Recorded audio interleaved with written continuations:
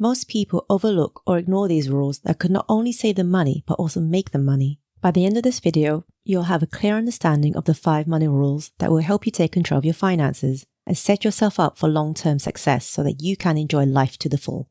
Whether that's paying off debt, saving for a big purchase, or building an emergency fund, the first money rule is don't talk about money rules. Just kidding. You should absolutely talk about money and track money. In other words, create a budget. I know, budgeting doesn't sound like the most exciting thing, but trust me, it's crucial. In the past, I've budgeted to clear my debts and loans I acquired as a student.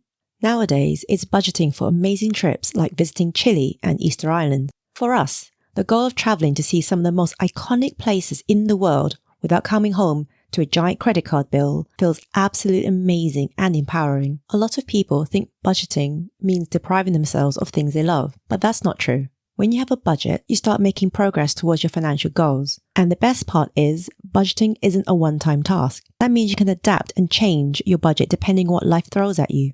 So how can you start tracking your expenses and creating a budget that works for you? First, take a look at your income and expenses over the past few months. Identify things that you must pay, like rent or mortgage, food or groceries, heating, water, etc. Now, identify areas where you can cut back your wants and allocate that money towards your financial goals. For example, if you love your daily coffee, try making coffee at home instead, at least most of the week. Then treat yourself to a store-bought coffee at the end of the week as a reward.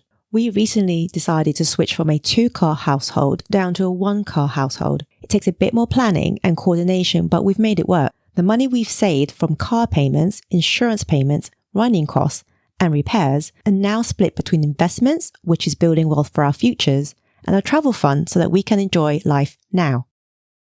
The second money rule is to save a percentage of your income consistently. So how much should you be saving? The answer is, it depends on your financial goals and situation. Some experts recommend saving or investing at least 20% of your income, like in the 50-30-20 rule. But even 10% or 5% is better than nothing. The key is to start saving consistently and make it a habit. If I had a time machine that could only go back along my timeline, I would go back to when I was 16, receiving my first ever paycheck working part-time in McDonald's.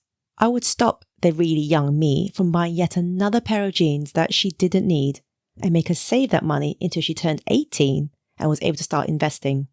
That's right, the third money rule is to invest early and take advantage of compound interest.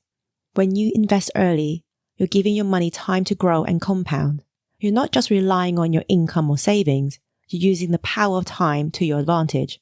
You don't need to be a financial expert or have a lot of money to get started. Whether that's £50 or £500 that you can invest, the key is to start early and be consistent, and leave the power of compound interest to do the rest. We explain this in more detail in our other video, and we'll leave links to that video in the description below.